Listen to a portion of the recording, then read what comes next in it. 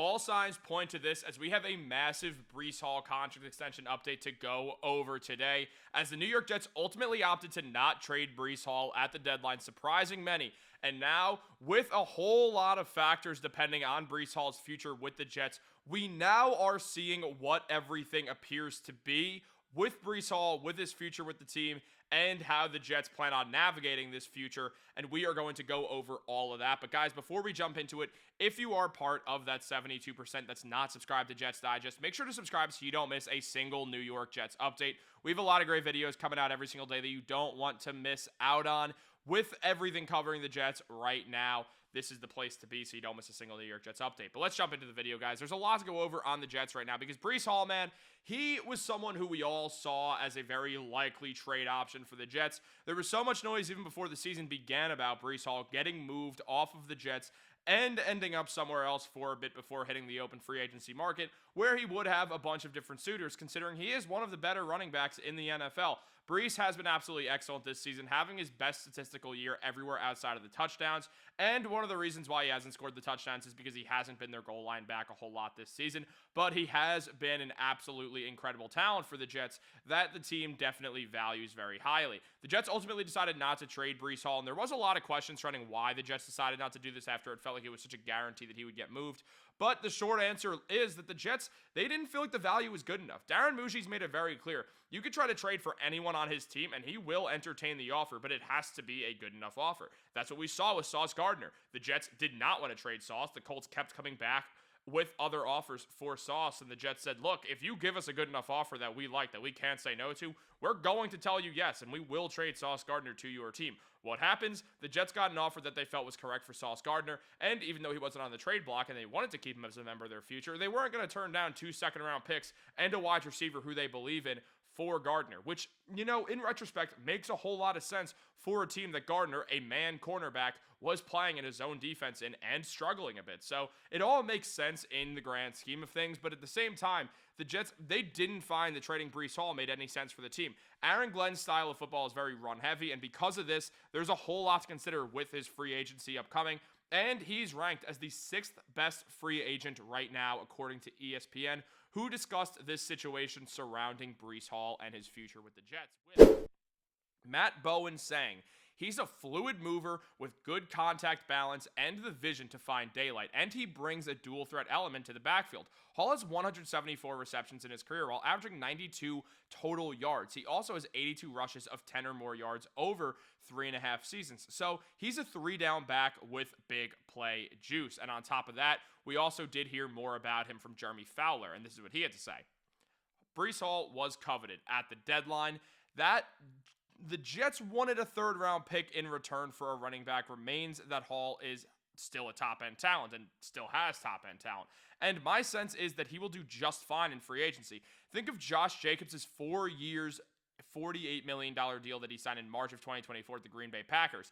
As a possibility, a few personnel evaluators thought that that was a fair contract comparison. Now, Josh Jacobs has been absolutely phenomenal for a while now, but Breece Hall is great too. I mean, Jacobs is playing great football with the Green Bay Packers. He's 11 touchdowns on the season. His yards per attempt is not great, though. Only 3.8 yards, but he does have 608 yards on the season in the 9 games. He's a power back who does add a lot of value. Now, the one fear is he did sign this contract, and that's great, and it's a great comparison for Breece Hall, but he didn't re-sign, and the Jets, they want to re-sign Breece Hall. So, Breece, the Jets need to know that he wants to come back. And Breece this season, first of all, in his 9 games, he has 664 yards. He has more yards than Josh Jacobs, and on similar attempts, but albeit less. Again, look, 162, 138. The only thing Breece has way less of is touchdowns because Jacobs is an absolute touchdown machine. And again, the Jets do have a running back by committee scheme where Breece Hall is rarely the 3rd down back or the goal line back. So that is why he has less touchdowns more than anything. Also, the Jets just don't have a good offense whatsoever. The Packers have a significantly better offense, which is going to lead to more red zone attempts or red zone appearances, which is going to lead to more attempts to score touchdowns. So it makes sense. But look, Breece Hall is an absolutely phenomenal target that I want the Jets to hold on to. They opted not to trade him for anything, which is fine if they wanted a 3rd-round pick and weren't getting it for him. But now they have to re-sign him because they ultimately didn't get any draft capital in return. And when he's a top-tier free agent, there is some concern about that. I mean, we can look at Josh Jacobs' contract right here. And what we see is a man who signed that 4-year, $48 million deal with the Packers and has been getting paid quite nicely over his career. I mean, right now, what we're looking at is a man who's getting just a cap hit that's getting up to $16 million in 2027, his final year of his contract. This does make sense, getting an average salary of $12 million per year. I expect Breece Hall to get around that similar amount, and the Jets might have to go higher if they ultimately do want to retain Hall on their team, which is definitely what they want to do. No doubt about it. I mean, we look at the Jets cap hit next year. Their total cap allocations is at $208 million, so nearly 209, and that's 29th in the NFL. So they really do have a lot of space to work with. The second most cap space in the NFL. They can give Breece Hall $12 million per year on average annual value, and it's not going to hurt. They don't have a lot of big contracts. Look at their cap hits next year. First of all, whether the Jets draft a quarterback or not, no one is really expecting Justin Fields to be the Jets quarterback next season. So assuming Fields isn't and the Jets waive him, they'll have a lot more money to spend anyway. And then on top of that, their next biggest cap hits are Brandon Stevens, who's been absolutely awesome, Jermaine Johnson, who the Jets have to navigate the future of, Jamie and Sherwood, who the Jets just re-signed on a contract because he's a phenomenal tackler, Garrett Wilson, the best player on the Jets, Harrison Phillips, who's a solid defensive tackle, honestly, Armand Bembo, their rookie from this season, Olu Fashanu, their rookie from last season, Will McDonald, their rookie from the season before, and then Joe Tippmann, who's also just in his third year of NFL football. So right now we're seeing all the Jets' biggest cap hits are guys who have just been drafted and are on rookie contracts. The team has a ton of money. There's no reason to not go out there and re-sign Breece Hall right now. It makes total sense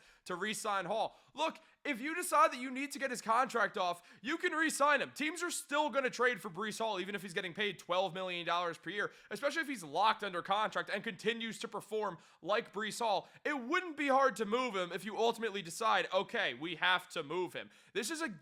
It's such an obvious opportunity for the Jets to re-sign Hall. It makes you wonder if the Jets are going to let him get to free agency, where other teams will try to offer Breece Hall contracts. It won't be the Jets betting against themselves here. It'll be the Jets trying to retain Breece Hall while he gets wined and dined by other teams out there who, by the way, have had a lot more success than the Jets over the last 15 years because the Jets have had the least success of any team in 15 years. With that in mind, the Jets have to go out there and bring Breece back. He's so integral to this team now, especially with the Jets being a run-first team. That's the thing. We know how Aaron Glenn wants to do this. He wants a dual-threat quarterback. He wants a running back by committee scheme led by a great running back. That great running back is already on the Jets. Look, the Jets have good players on this team.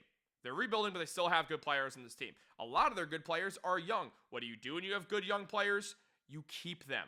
Unless you're getting offered 2 first-round picks for them and they don't fit the system anymore. And they cost $30 million per year. Then you might want to trade them. But only if you're getting a whole lot of value back, which you did. So, in that sense, it does make sense. For the Jets should just be keeping Breece Hall. I mean, look at the numbers right here, man. Look at the numbers and tell me that Breece Hall should not stay with the Jets. When we see explosive run percentage, Breece Hall is at the top of every single running back. Now, if you just look towards the exact middle of this graph and then go a tiny bit lower, you see that, I mean, just a whole slew of guys who you'd recognize, including Christian McCaffrey down. They're obviously dealing with a bit of injuries, but we're seeing guys who are just known as all right running backs. So seeing Josh Jacobs, the guy who the Jets, their star running back, is getting compared to contractually, and his explosive run percentage being below average, while also the stuff percentage, which is 4 yards on first downs, 3 yards on other downs, does not return. Breece isn't getting that because the Jets don't deserve Breece Hall. Quinnen Williams is, because he's got a good offensive line, but he's not explosive, or he's not really explosive at all based off this graph. So what we're seeing right now is Breece Hall above everybody. That includes Devon Achane, who's a whole home run hitter running back. That's what he does. He either gets out and gets in space and escapes, or he gets tackled and he doesn't take contact too well. Jonathan Taylor, who's been the best running back in the NFL this season. What we're seeing is that Breece Hall is, this season, the most explosive running back in football. You sign Breece Hall, you keep him around. I know that it felt like we were going to trade him, but hey, time to pivot. I think the Jets have to keep Breece Hall, especially being a receiving back and the Jets receiving core being better than it was before the trade deadline, but very unproven. It's an obvious move for what you do next to the Jets. You re-sign Breece Hall. You have the money to do so. You don't even argue about it. That's what you do. But what do you guys think? Should the Jets re-sign Breece Hall? How much money are you willing to give him guaranteed? Let me know in the comments down below. Like this video, subscribe, turn on post notifications. Have a great day. Go Jets.